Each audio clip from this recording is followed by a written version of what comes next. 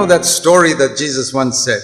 యేసుక్రీస్తు ప్రభువారు ఒకసారి చెప్పినటువంటి ఒక కథ ఇట్లా ఉంది. Matthew chapter 18. మత్తయి సువార్త 18.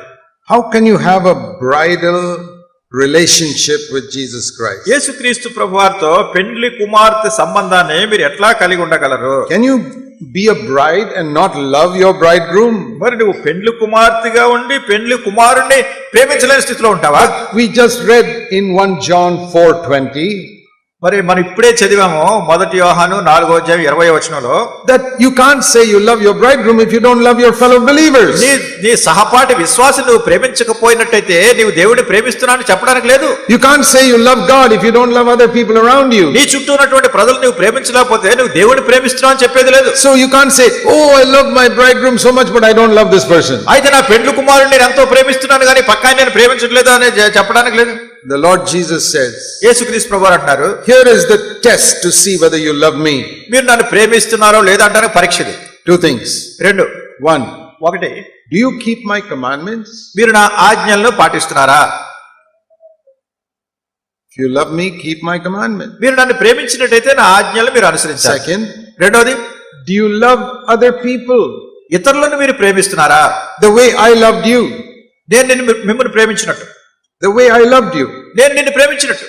How I forgave you.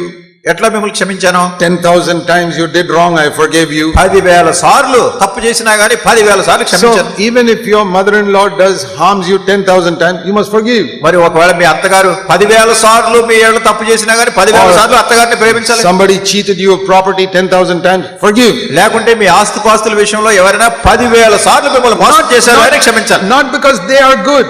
వాళ్ళు మంచివాళ్ళని కాదు. No, they may be evil. ఒకవేళ వాళ్ళు దుష్టులే కావచ్చు. But because God has been good to you. అయితే దేవుడు మీ ఏళ్ళ మంచివాడిగా ఉన్నాడు కనుక. I'm not preaching what I have not practiced. నేను ఏమైతే ఆచరణలో పెట్టట్లేదో దాన్ని మీకు బోధించట్లేదు. God is my witness. దేవుడే నాకు సాక్షి. That anyone in my life who has done me harm, I have forgiven them. మరి నా విషయమై ఎవరైనా ఏ హాని కలుగు చేసినా కానీ నేను వాళ్ళకి క్షమిస్తాను. People have cheated me of money, property, I forgive them. డబ్బు విషయంలో గానీ ఆస్తిపాస్తుల విషయంలో గానీ ప్రజలు నన్ను ఎంతో మోసం చేశారు, అయినా నేను వాళ్ళకి క్షమించాను. There are Christians who took me to court, I forgive them. క్రైస్తవులైనటువంటి వాళ్ళను కోర్టుకు లాగారు, అయినా వాళ్ళకి క్షమించాను. I have nothing in my heart against anybody. ఎవరి మీద ఏ విధమైనటువంటి నాకు దుష్ట మనసు లేదు.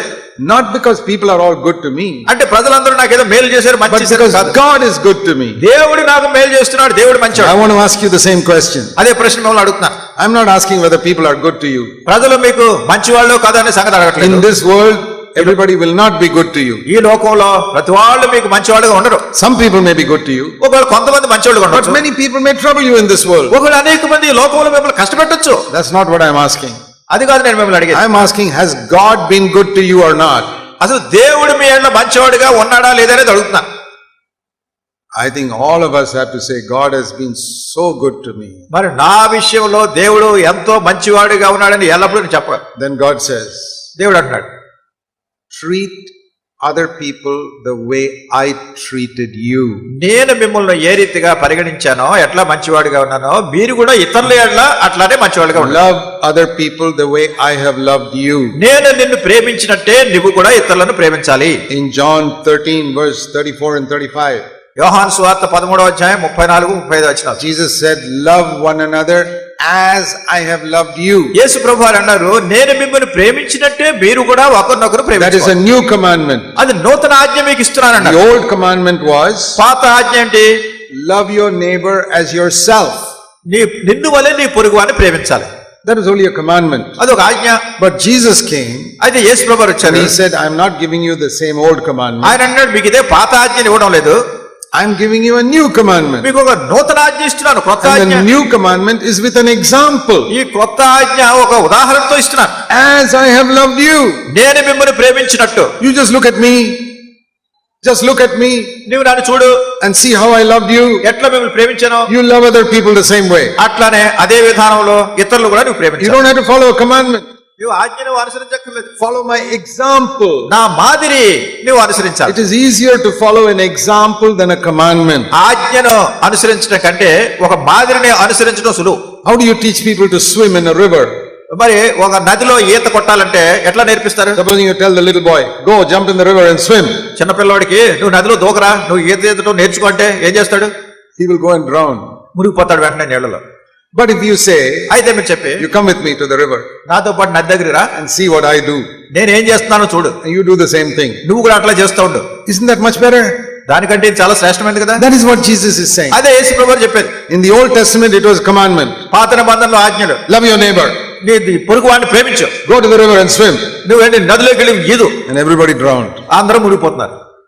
You can't do it. అది చేయలేరు మీరు. But in the New Testament, అయితే నూతన నిబంధనలో the Lord says, ప్రభు అంటున్నాడు, follow my example.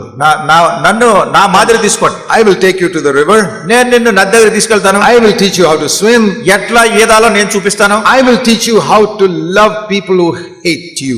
నిన్ను ద్వేషించేటటువంటి ప్రజలను నువ్వు ఎట్లా ప్రేమించాలో నేను I నేర్పిస్తాను. look at Jesus యేసుబాయి చూసి, and I see that he's got a very close friend who came and stabbed him in the back. మరి ఆయనకి చాలా దగ్గర స్నేహితుడిగా ఉన్నటువంటి వాడు వచ్చి వెన్నులో పొడిచాడు వెనక నుంచి. His name was Judas Iscariot. ఆయన పేరు ఇస్కరియోతు యూదా. How much money he took from Jesus? యేసు ప్రభువు నుంచి ఎంత డబ్బు దొంగిలించాడు, He stole it. దాన్ని దొంగిలించాడు. Jesus forgave him.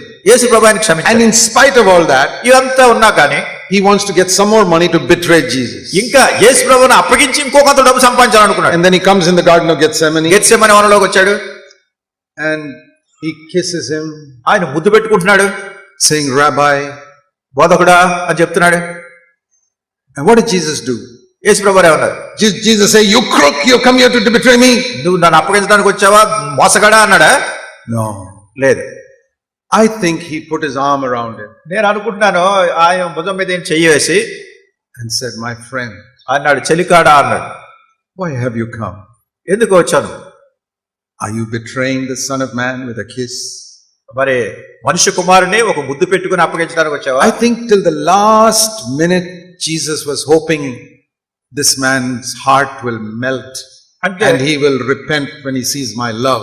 నా ప్రేమను చూసి చివరి క్షణంలో అయినా ఈ మనుషుని యొక్క హృదయం కరుగుతుందేమో, పశ్చాత్తాపడతాడేమో అని యేసుక్రీస్తు ప్రభువారు అతనికి తరుణం ఇచ్చారు చివరి వరకు. I am sure Judas Iscariot was convicted when he saw the tremendous love of Jesus. నేను అనుకుంటాను యేసుక్రీస్తు ప్రభువారు ఎంత గొప్ప ప్రేమ చూపిస్తున్నందుకు అసలు దాన్ని ఒప్పించబడి ఉంటాడు. What should he have done? కనుక ఏం చేసి ఉండాలి? He should have fallen down and said, Lord, forgive me, I'm sorry for doing this. వెంటనే కాళ్ళ మీద పడి, ప్రభువా నేను తప్పు చేస్తున్నాను, నన్ను క్షమించు అని ప్రభుని అడగాలి. Or at least when he was hanging on the cross, he should have gone to him and said, Lord, I'm sorry for betraying you, please forgive me. కనీసం శిలువ మీద వేలాడుతున్నప్పుడైనా వెళ్ళి, ప్రభువా నేను నిన్ను అప్పగించాను, దయతో నన్ను క్షమించు అని ప్రభుని అడగాలి. That thief on the cross was worse than Judas Iscariot, but he was forgiven. ఇస్కరియోతు యోధా కంటే దుర్మార్గుడు ఆ శిలువ మీద వేలాడుతున్నటువంటి దొంగ, కానీ క్షమాపణ పొందాడు అతను. But what a fool he was. అయితే ఇతడంత బుద్ధిహీనుడు. Instead of going and confessing his sin to Jesus, he went and confessed it to the priest. వెళ్ళి ప్రభు దగ్గర తన తప్పును ఒప్పుకుని క్షమాపణ పొందడానికి బదులు ఇతను వెళ్ళి అక్కడ ఉన్నటువంటి యాజకుని దగ్గర ఇది ఒప్పుకున్నాడు. You read that in Matthew 27. He went to the priest and said, I've sinned. So went to the priest and said, I've sinned. ఆ వెళ్ళి ఆ యాజకుని దగ్గర నేను తప్పు చేశాను, పాపం చేశాను అన్నాడు. When you sin, you don't have to go to a priest. మీరు తప్పు చేసినప్పుడు, పాపం చేసినప్పుడు మీరు యాజకుని దగ్గర వెళ్ళక్కర్లేదు, Go to Jesus. యేసు దగ్గరికి వెళ్ళాలి. That is a mistake Judas Iscariot made. ఇస్కరియోతు చేసినటువంటి తప్పది, పొరపాటు. But when we are forgiven so much by Jesus, అయితే యేసు ప్రభువు అతను అంతగా క్షమించినప్పుడు it should melt our heart. అది మన హృదయాన్ని కరిగించాలి.